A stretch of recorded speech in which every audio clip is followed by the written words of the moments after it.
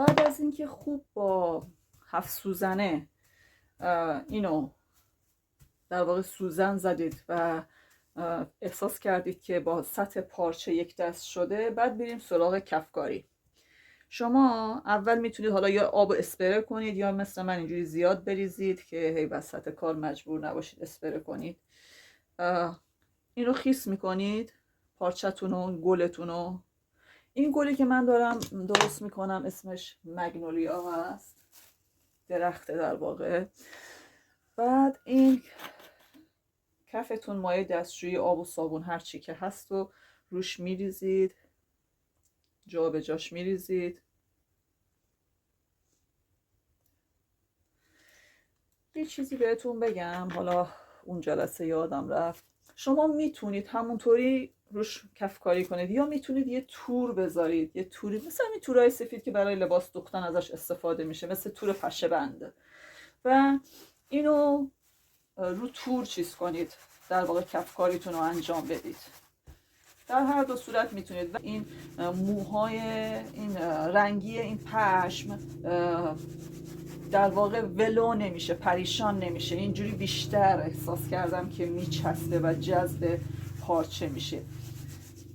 این خاصیت کفکاری کردن اینه که قبلا هم توی اون پالتوی قرمز براتون توضیح دادم که باعث میشه که این قلیایی شدن باعث میشه که پشمای رنگی به خورد تار و پود پارچه بره و بیشتر تثبیت بشه. تازه بعد از اینکه لباستون یا کیفتون هر چی که هست دوختید، هر بار که میشورید محکمتر میشه کارتون. نگران این نباشید که مثلا نکنه یه بار باز بشه فلان، اینا نیست. اگه خوب همه مراحل کار رو انجام داده باشید، سوزن زدن و مثلا 1 ساعت روش وقت بذارید، کفکاری کردن حداقل نیم ساعت تا 45 دقیقه باید این کار رو انجام بدید. بعد اینکه این کار رو کردید با آب سرد میشورید و میذارید خشک بشه. بعدا میریم سراغ بقیه مراحل کار این کیفمون یا حالا هر لباس و چیزی که دارین روش مثلا کچ دوزی انجام میدید. دوستان بعد از اینکه اینو شستید، وقتی بعد از کفمالی و شستنش و خوش شد، اینو اتوش میکنیم. من از پشت همیشه اتو میکنم اول. خوب اتوش میکنیم، بعد به رو میذارید و اتو میکنید.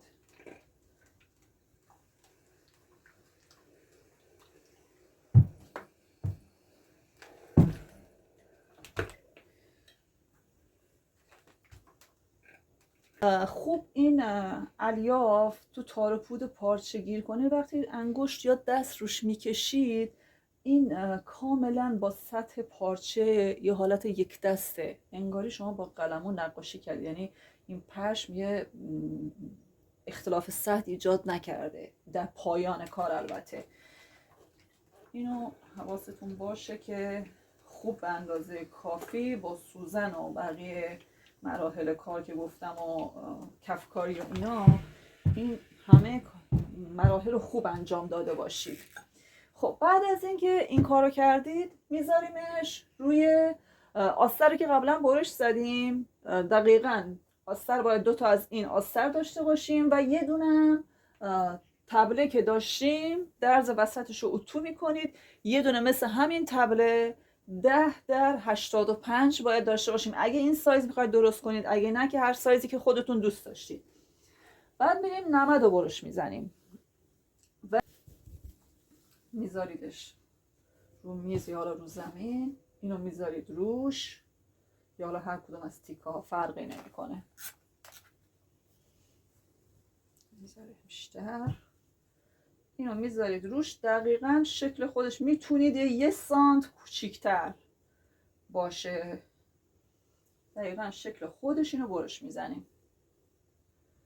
حواستون باشه که بالا و پایین هر دوتا عین هم باشه.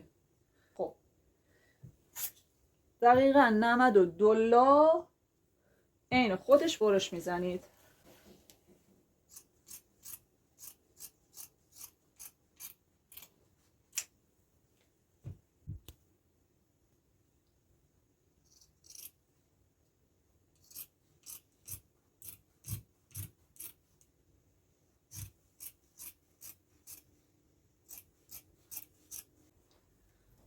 اگه نمد یه کوچولو از یه نیم سانت 1 سانت از اصل پارچتون کمتر باشه بهتره. بنابراین وقتی که برید دور تا دورش رو چک کنید، ببینید که حداقل بیرون نزده باشه، اگه کوچیک‌ترم نیست حداقل بزرگتر و بیشتر نباشه. بسته اینم شکل خودش برش میزنیم.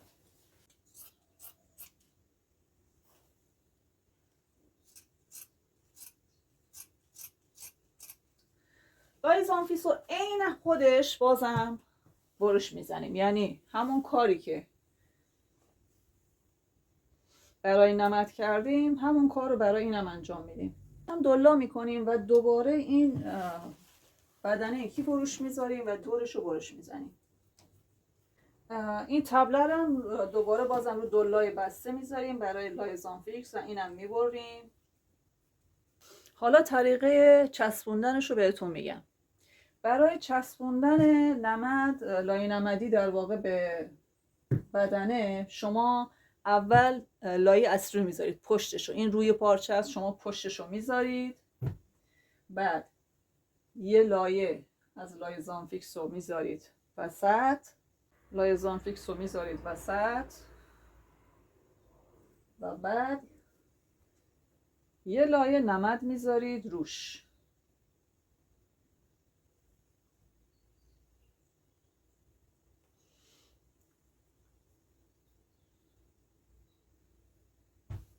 اینو با اتو رو روش میگیرید و میچسبونید. بعد اتو رو میذارید روش و میچسبونید.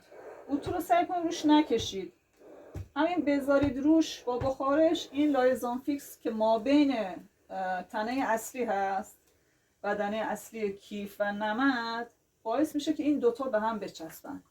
حالا خاصیت این نمد چیه؟ این باعث میشه که کیف شما ایستای خوبی داشته باشه، در عین حال منعطف هم باشه. اینجوری از این کیفای، بعضی کیفای چرم رو دیدید که چقدر اینجوری سیخ میمونه، خشکه. این کیفایی که درست میکنید با پارچه، در عین اینکه ایستایی خوبی داره، از این ورم یه اتو بزنید.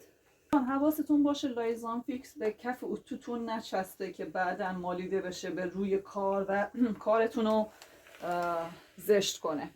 اینجوری به این چسبیده شد. شما بعداً میتونید حسابی اینو دورگیری کنید، این اضافه ها رو ببرید، بعد میرین که تبله رو در واقع اتو کاری کنیم و بهش بچسبونیم نمدو. تبله رو پشتش رو میذارید، بعد لای زانفیکس رو میذارید وسط، بعد نمد رو میذارید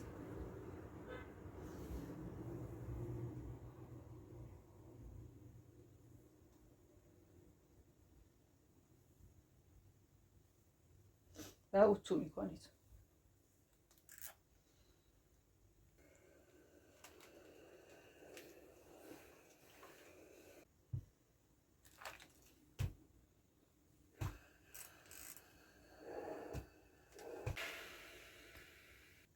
خب دوستان عزیز، بعد از اینکه نمد رو چسبوندید به کیفتون، بعد میریم سراغ دوختش.